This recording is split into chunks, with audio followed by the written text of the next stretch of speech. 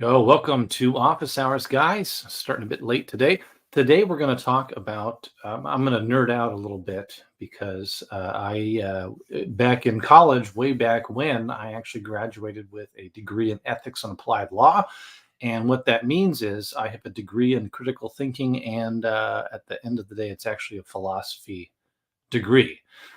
So we do something called we have something called the Dunning-Kruger effect, and the reason this is important to you, especially if you're new to commercial real estate, if you've just gotten started, if you're a residential agent who is looking at a commercial deal and not really sure what to do with it, and you're thinking of taking it on because there's an extra zero or two on your commission, this is why this is important to you.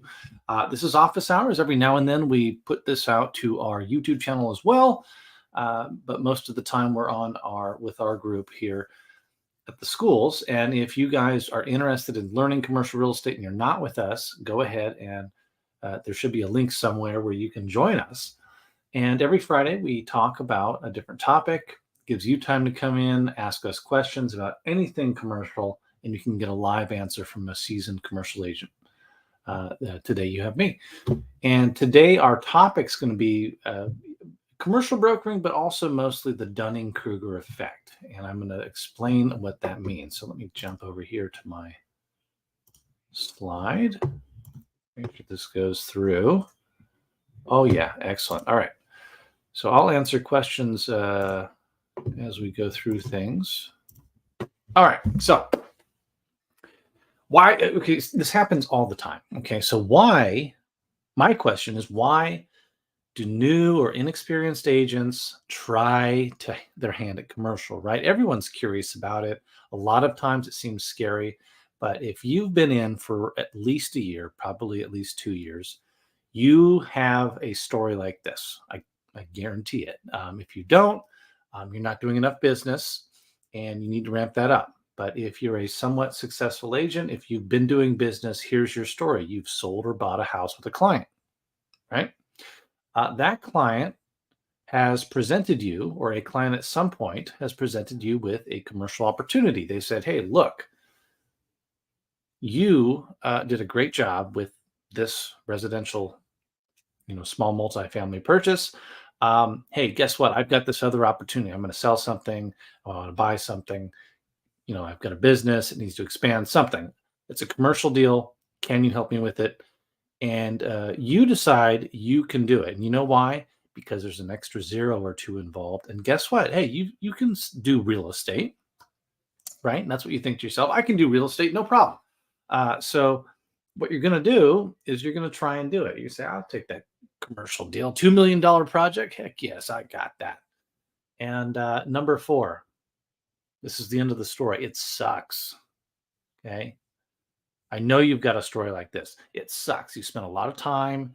You feel like wasted time on a project that either fell apart. Eventually, you gave up on it and handed it off somewhere else. Hopefully, you got a referral fee for that. And hopefully, you've kept your client through all this. Or what is common as well is a commercial broker. If it's a good deal, if it's a good project, commercial broker came in, saw the deal, saw that you perhaps did not have, the chops to play in that sand pit, and took it from you, stole it from you. Hopefully, they gave you a referral fee as well. A lot of times when this happens, you don't get a referral fee. It just gets swooped out from under you. Okay. And that's the world of commercial real estate. So I think you've probably got a story like that. Okay. I very much believe you've got a story like that somewhere in your book of business. Okay. And you decided either, hey, I don't want to ever do that again. Wow, that was crazy. What a waste of time. I don't want to touch commercial. Or hopefully you decided, hey, you know what? I should probably learn a bit more about this. That's a lot of money that I let go, or didn't work out, or it was way too tough. It might have happened. You might have made that deal happen. Hopefully you didn't undersell or overbuy the property for the client, because at the end of the day, you don't know what you don't know. Okay. Let me put it to you this way. Would you accept the job building a boathouse? Okay, you don't know what you don't know, but all things being equal, would you accept the job building a boathouse? Well, if you've never built anything, you probably would not do this. And I have no idea what I'm doing. Why would I try and build a boathouse? That's crazy. And if you've built a deck or something simple like that before, you said, well, I kind of know what I'm doing, so I'll give it a shot. How hard could it be? I don't, I'll give it a shot. You're going to pay me. Heck yes. I'll try it out. And if you've built a house before, right? You're a contractor. You built a house before. No problem. I can do this, right? I built a house. How hard can a boathouse be? Well, the answer is you don't know what you don't know. There's probably a lot about building a boathouse that you are unaware of. It's not that you're dumb. Okay. And this is where this whole thing's going to come together. It's not that you're dumb, it's that you don't know what you don't know. Okay. You don't know things that you don't know. Okay. You're not aware of all of this group of information that you should probably have that you simply have no way of knowing about. Okay. Again, it's not that you're dumb, it's that you are unaware of. There is no possible scenario where you, in your situation, would have any idea that you should probably know about A or B or C, given this boathouse situation, right? For example, on a boathouse, right? I'm building a boathouse, it's over water. How do I deal with the underwater supports? How do I secure them properly to the shore? Is water current a factor? How so? What about the wind? Okay. How do I ensure the proper flow underwater so I don't have to dredge constantly? That's a big deal with marinas, right? So marinas is a part of a regular maintenance, right? And this is commercial again, but different commercial product types have different things that you don't know. You don't know. One of those would be dredging, right? Marinas need to be dredged, and depending on how they're the current, and depending on the setup of the skiffs and the different things in the marina, you may have to dredge more or less constantly. Okay, and it could be eroding at the shoreline. That's a consideration too, right? So there's a lot of things that go into it that you may not be aware of. If you've built a house, you're going to assume I could build a boathouse. It's way simpler than a house, right? No, there's things that maybe you're not aware of. Okay. And that's where this comes in. Okay. It's called the Dunning-Kruger effect. And then again, and it's easy to think like, oh, it's because only dumb people fall for this. Very smart people, every single person on the planet, I don't care how smart you are, goes through this effect. Okay. You go through this on anything you learn. Your confidence in the topic, whatever that topic is, will shoot through the roof as you start to learn about it. You start to think you know everything about it. Okay. The only cure for this is to know that it's a thing. It's to know, you know what, there's probably a lot about this topic that I'm not aware of. There's a lot of depth to it that, I can't see. I don't know what to ask yet. I may think or feel pretty confident in it, but as I dig into this, it's probably going to get pretty murky at a level that I'm not really capable of completing, right? So we'll just take you through it. So as your, I've got my screen in the way, but there's at the bottom side there, you've got zero competence. And at the right side there on the bottom, you've got an expert. So that's the amount of actual competence that you've got in the subject. How capable are you? Do you have 10,000 hours playing the violin? Well, you're probably farther on the right. Now, how confident are you at playing the violin after 10,000 hours? Okay, well, you're probably somewhere on the right side of that graph. Okay, now on the left side, as you go up, that's your confidence in playing the violin. As you start to learn it, you're going to get more confident that you know how to do it. And eventually, as you learn more, all of a sudden your confidence is going to drop through the floor like that. And you're going to start to think, wow, there's a lot more to this than I thought. And then eventually, as you get to start to get competent at the process of whatever you're dealing with, you're going to say, hey, I think I'm starting to get the hang of this. It's hard. I'm starting to learn how this whole thing works, right? And as you reach expert, you're starting to know, hey, I know the flow of this, and you're going to have more consistent. It's not going to go up like that chart there, but it's going to start to level out and start to creep up toward that what you see on that first little blip on the left there, where you're super confident, right? This is why a seasoned residential agent is going to be somewhat confident that they can do a commercial deal. Okay, you've done some residential real estate. It's somewhat similar, you think, to commercial, right? I've closed a transaction. It's a property, it's an investment property. I can handle it. But there's a lot of depth to that you're not aware of yet. Okay. Um, Now, after you try it and you crash and burn, or something happens, or it's a pain in the ass and it takes you forever to get the deal done, you end up on there. So, not dissimilar to here as far as confidence goes, but kind of on the downswing. Man, there's a lot more to this. I learned a lot with what I just did, right? Because you're farther along right on that chart, but now you're less confident. Still somewhat confident, but you're like, man, there's a lot more to this than I thought.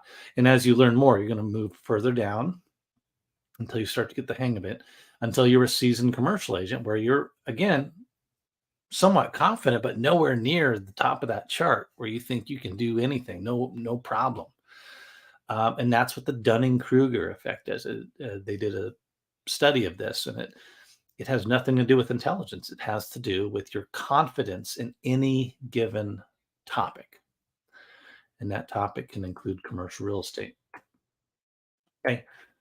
Basically, like I said, becoming Dunning-Kruger effect proof is just knowing that that's the case, realizing that there's probably more to any given subject, not just commercial real estate. And I know the same about residential real estate. I've sold some residential homes. There's a heck of a lot that I am not aware of, right? Just because I've sold commercial doesn't mean I can sell residential. Just because I've sold one or two residential houses doesn't mean I know all the ins and outs of it, and I'm not going to fall into a bunch of pitfalls.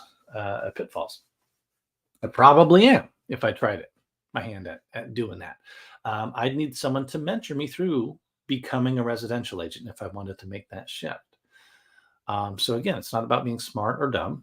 It's about the amount of knowledge you have in a subject is dangerous because it can give you an over-earned sense of confidence in that subject, right?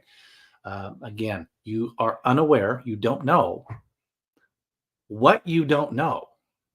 Okay, there's literally an invisible wall between you and the things you should know, and you don't even know to ask the question. You don't know what questions to ask. So until you're a little seasoned in that subject, until you're at the bottom of this kind of bell curve or curve here, reverse bell curve, I guess, or not really bell curve, you're not going to know really what questions to ask. You're not going to be aware of, as things come up, that you need to ask more questions about subject A or B or C. In commercial real estate specifically is what because I can talk to that. Okay.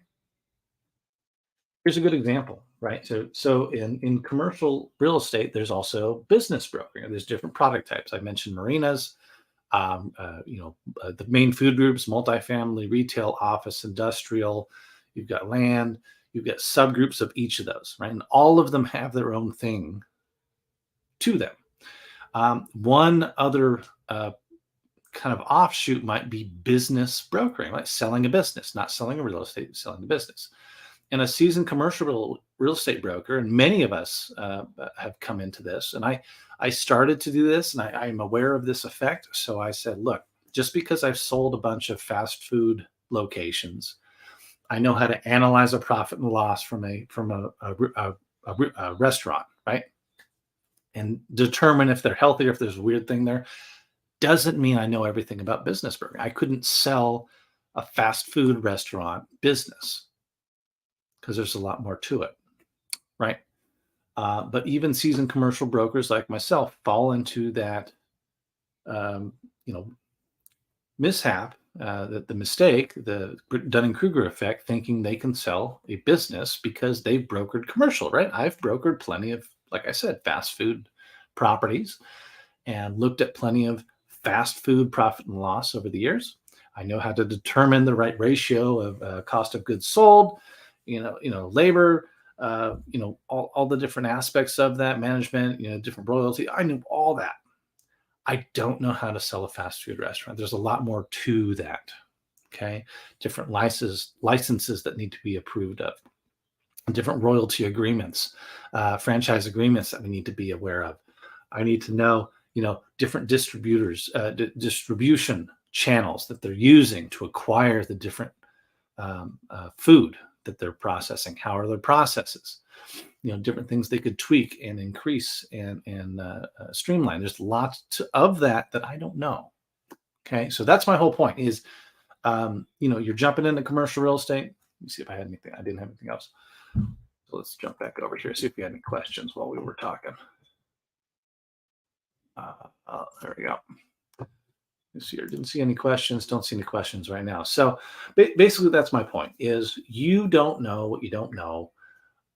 Jumping into commercial real estate, a lot of agents tend to try it, tend to crash and burn, tend to have a bad time. It doesn't have to be a bad time. What you should do is get a mentor, get someone to teach you the ropes, get you past that learning curve. Let's pull this back up. Get you past here, right? So you can start learning, okay? Because this, from here to here, from here to here, is a very painful process. And then you obviously have to go through the rest of it where you're not feeling like you know anything about the concept until you reach here.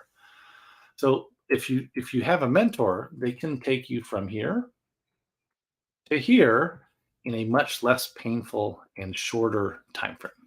Okay, and that's all I'm saying.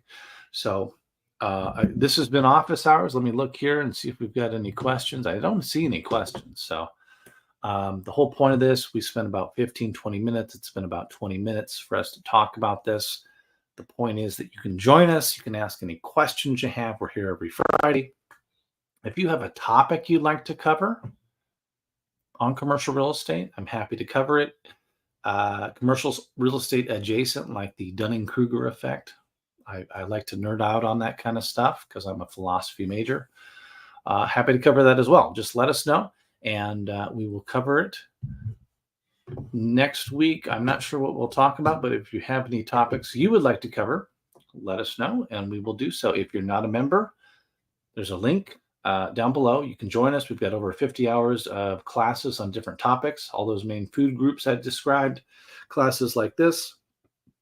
Most of them are we can go hours and hours on different topics. So I think the multifamily class alone was like 3.5 hours broken up into a bunch of bits. So join us. I encourage you. And then you can see classes like this and ask us questions every single Friday. All right. We will see you next week.